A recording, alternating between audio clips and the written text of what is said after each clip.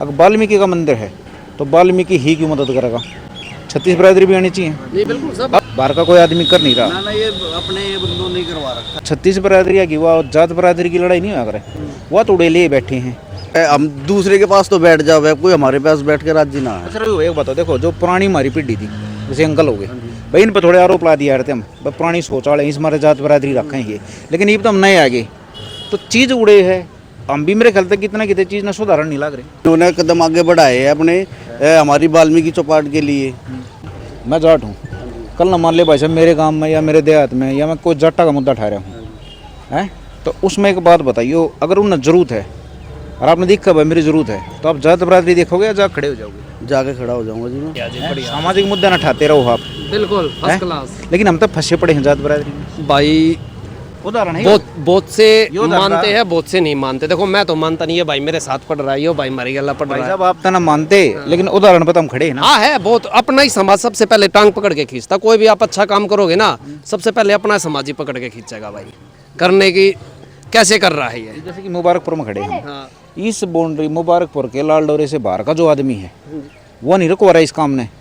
नहीं यहीं के ही है, यहीं के ही मिलेंगे, फिर यहीं के ही मिलेंगे भाई। और इसने जो डिपार्टमेंट इनने चाहिए क्या, इनने को यही तो चाहिए कि भाई कौन काम रुकवाए यार, हम अपना पैसा खाए।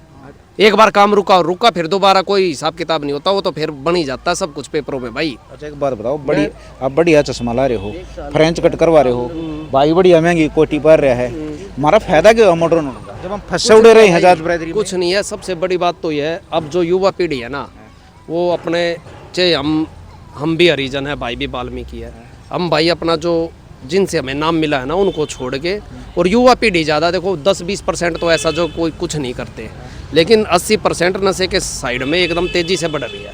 और सबसे बड़ा कारण वही है कि वो अपने जो हमने सोचना चाहिए वो नहीं सोचते।